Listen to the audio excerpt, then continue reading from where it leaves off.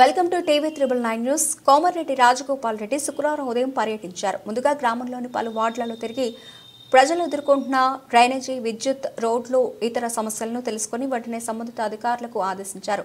విద్యుత్ సమస్యలను పూర్తిగా పరిష్కరించాలని, మునుగోడు నియోజకవర్గంలో సింగారంగు మోడల్ గ్రామంలో తీర్చిదిద్దాలని ఎమ్మెల్యే అధికారులను ఆదేశించారు. ఈ కార్యక్రమంలో డీసీసీబీ చైర్మన్ కుమ్మం శ్రీనివాసరెడ్డి, అలాగే జిల్లా పంచాయతీ అధికారి మురళి, వివిధ శాఖల అధికారులు, గ్రామ స్పెషల్ ఆఫీసర్ నరేష్, పంచాయతీ కార్యదర్శి గీత, మండల కాంగ్రెస్ అధ్యక్షుడు భీమనపల్లి సైదులు, అంజయ్య, చెన్నారెడ్డి, జితేందర్ రెడ్డి, వెంకన్న, మేకల మల్లయ్య, గ్రామశాఖ అధ్యక్షుడు కుంభం చెన్నారెడ్డి, మాజీ సర్పంచులు కోడి చంద్రయ్య, జానకి ప్రకాష్, లక్ష్మమ్మ, వెంకటేష్, ఉపనూతల రమేష్, సీనియర్ నాయకులు పెద్ద సంఖ్యలో పాల్గొన్నారు.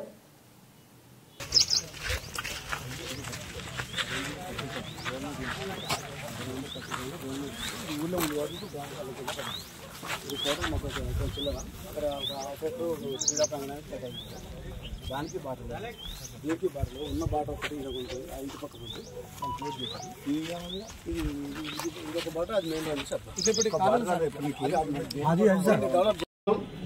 మీరు పెద్ద మాట అన్నారు మాతోటి. నేను సింగారం గ్రామానికి ఎంతో రుణపడి ఉన్నా అన్నాడు.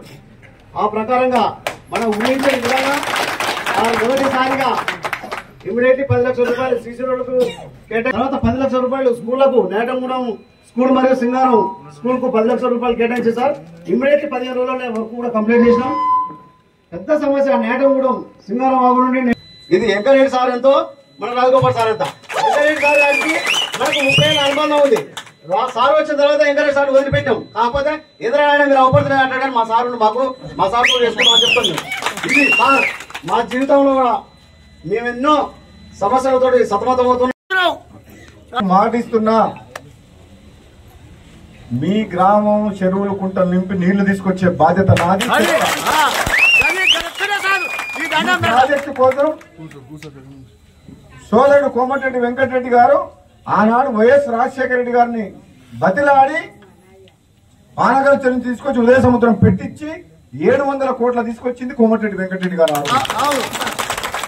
ఆనాడే నల్గొండ జిల్లా నాయకులు కానీ ఇతర నాయకులు ఎంతమంది అయినా సరే ఎక్కడైతే ఈ ప్రాజెక్టు ఎక్కడొస్తే నీళ్ళంటే 10 కిలోమీటర్లు సొరంగం దోమి ఎల్లవల కాడ రిజర్వాయర్ కట్టి మునుగోడు నగరిక నల్గొండ నియోజకవర్గాల 1,00,000 ఎకరాలకు సాగు చేయాలని చెప్పి ఆ రోజు కోమటిరెడ్డి వెంకటరెడ్డి గారు ప్రయత్నం చేసింది.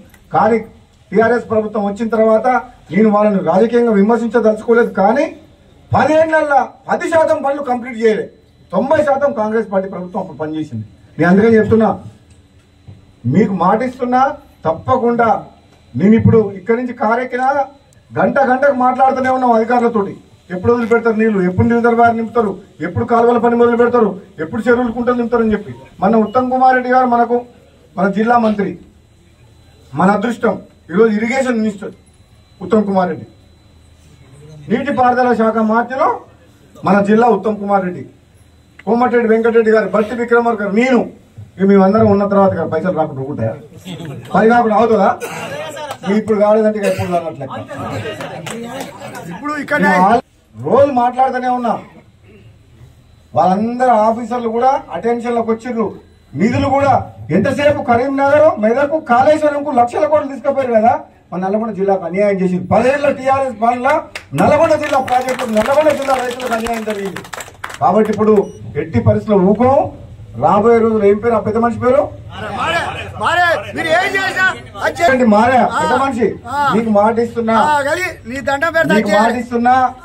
ఈ గ్రామం పచ్చగా ఉండేటట్టు లేకుండా నీళ్లు వచ్చేటట్టు చూసే బాధ్యత నాది. కొట్లాడు చేస్తాం. నేను చెప్తున్నా, ఆనాడైనా ఈనాడైనా రాజగోపాల్ రెడ్డి గురించి మీకు తెలుసు. ఉన్నది ఉన్నట్టు మాట్లాడతా, భయపడ, తప్పు చేయం, తల ఉంచుకోం. మళ్ళీ చెప్తున్నా, మునుగోడు ప్రజలు నన్ను ఇంటి మనిషిలాగా చూస్తారు. ఇప్పుడు ప్రతి ఇంట్లో ఎవరిని అడిగినా, ఏ పేదోడికి ఆపద వచ్చినా, ఆనాడు 2018లో పాట చూసి మా మునుగోడు నేలకు రాజన్న మిత్రుడు, ఆపద వచ్చినా సాపద వచ్చినా ఆడుకుంటానంట. నేను ఎన్ని కష్టాలున్నా, ఎన్ని బాధలున్నా, ఏ రోజైనా సరే ఉన్న దాంట్లో సాయం చేసి తప్పితే ఎప్పుడు కూడా మీరు ఎవరు కూడా తల ఉంచుకునే పని ఇప్పటివరకు చేయలేదు. అందుకనే చెప్తున్నా.